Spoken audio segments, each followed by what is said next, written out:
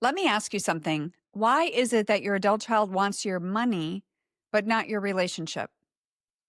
They'll answer the phone when rent is due, or if the car breaks down, or the credit card gets declined.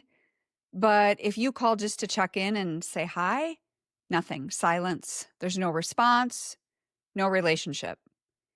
And here's the part that hurts the most with that is they want your resources, but they don't appear to want you. And this isn't because you're a bad mom. It's because a pattern has started and it literally took over, a pattern where you've become the ATM, not the parent whose values, wisdom, and presence actually matter. And today I want to name that pattern, why it's happening, and what it's costing both of you, and how you can lovingly step out without slamming the door. So let's dive right in.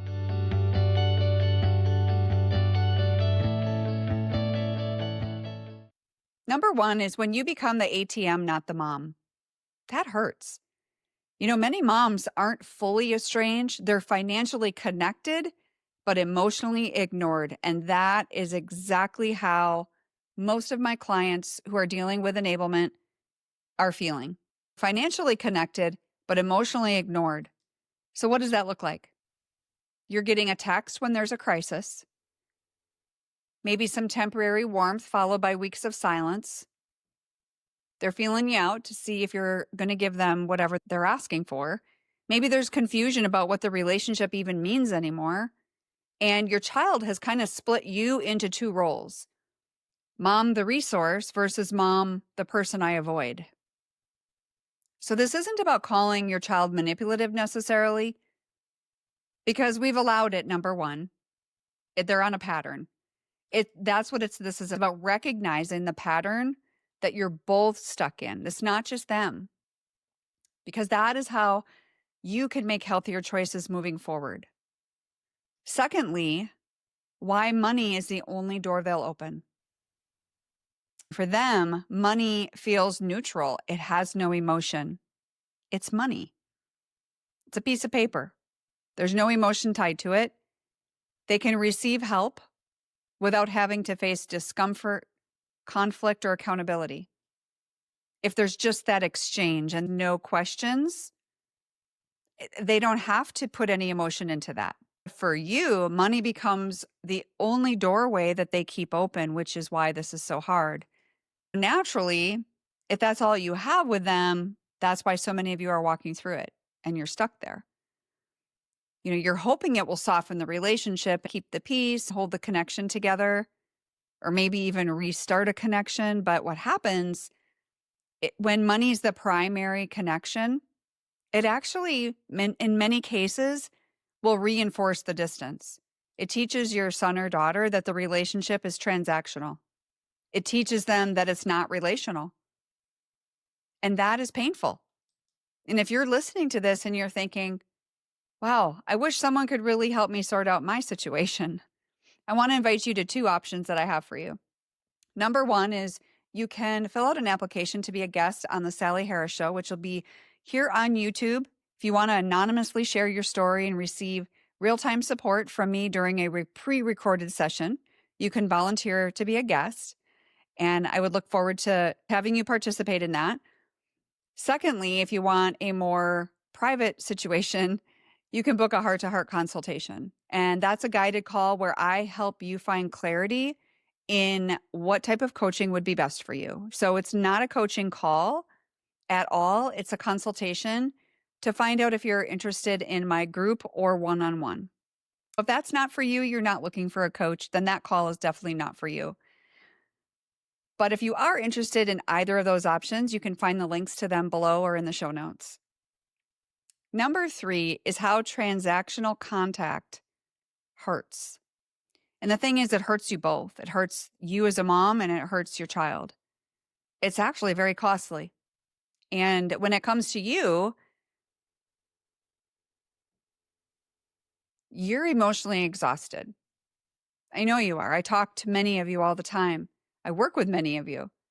The financial stress, some of you can't afford to be doing what you're doing by giving this money. And some of you can, but it doesn't matter if you can or can't. That is your money, not theirs. And it's even more of a principle in the fact of how this is this pattern that you need to break with them so that they can mature and move on in their own life. Sometimes you're feeling resentful of your son or daughter. You feel used or dismissed for sure. But when you look at their case for this, what's happening when you continue to do this, you're delaying their own independence, and which is not anything that any of you ever intended to do. But you're also avoiding the real emotional work. The immaturity around responsibility is huge, and it's just kind of prolonging the inevitable for them. And for the relationship for the two of you, if when every conversation revolves around money, no healing, no reconciliation, no honesty, just transactions. You cannot rebuild a connection while acting as the ATM instead of a mom or someone in their life. And lastly, number 4 is how to stop the cycle. How do you stop this money cycle without losing you in the process? This is not easy. And not all of you need to cut this off 100% tomorrow. It needs to be a shift.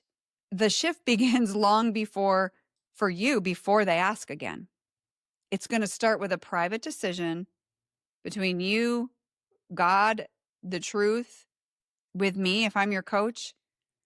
But once you know your boundary, you have to communicate it calmly with clarity, very clear. So there's no questions on paper. I love you, and I'm no longer able to provide financial support. And this isn't a punishment. It's something that you need to do for your own well-being. You don't need to justify.